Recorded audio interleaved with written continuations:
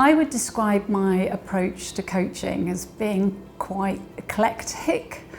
I don't really subscribe to any one model or way of thinking. I've collected over the years through my training and reading a different toolkit with lots of different elements in it. So what I really like to do is when I'm sitting with leaders is to think about what is it from my toolkit that is going to be most appropriate for their particular situation. Rather than subscribe to one particular type of coaching, one particular methodology, I believe we should try and pick the relevant tool for the relevant point that you're working on with an individual. So I'll take a hammer from here and a saw from there and apply different tools and techniques as I go. What I do, however, is lean on cognitive behavioural approaches, systemic approaches, and some Gestalt approaches as well. So they'd be my kind of methodologies, if you like, that I tend to lean on. Things that I frequently use are around systemic coaching. The idea that we are part of a bigger system, especially when we're working with people inside organisations, that's really valuable. I love a clean coaching question, clean language coaching question, so I'll often be pulling questions from that.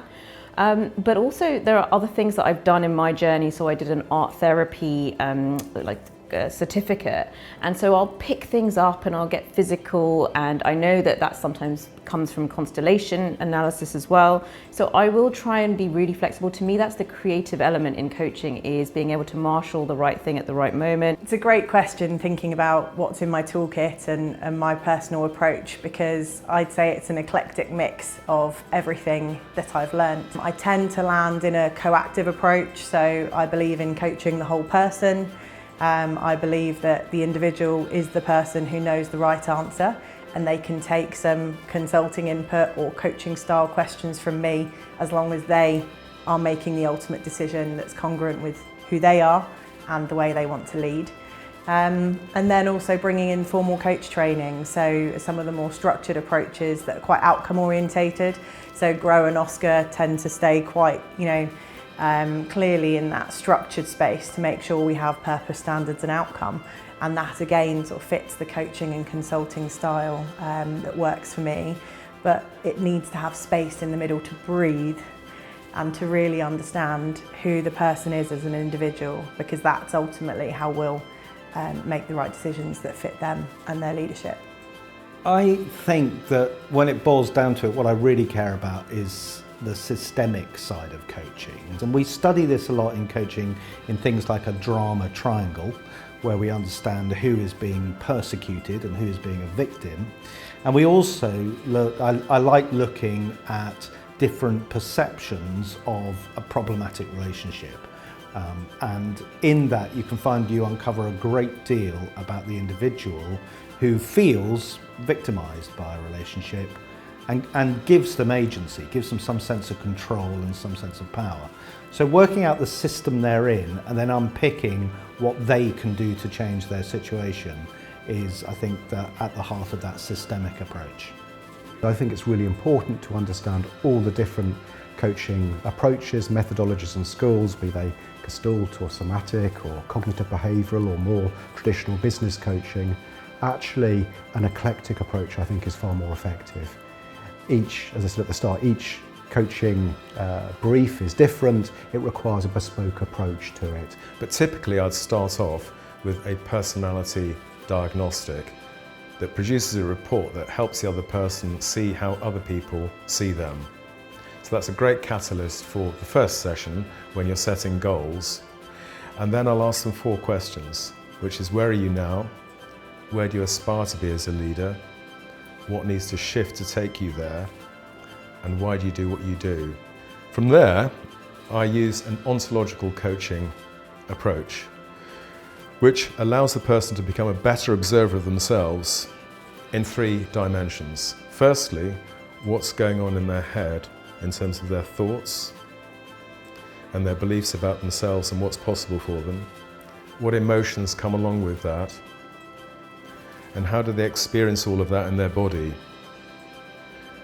And now as a coach, I'm looking out for inconsistencies here. that makes that incoherent and stops them from moving forward and being the leader they want to be. When I'm working with a leader, what you might see me doing is using what's called a meta mirror.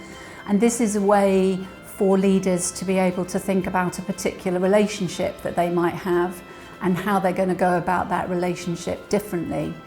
It's based on Gestalt theory. Something else that you might see me doing is mapping out a constellation with a leader. And what I do is get the leader to map out, for example, who might be on the board, because they want to think about the dynamics on that board and how they can influence those dynamics so that the board works more efficiently together. If I look at the tools open to a coach, I think they're beyond just a cognitive behavioural approach or a systemic approach. I think there are also some really useful tools which can break out or fracture out of the coaching relationship where there's a danger that can be very inward looking. It can be just two people, and there can be a danger at times of sort of navel gazing.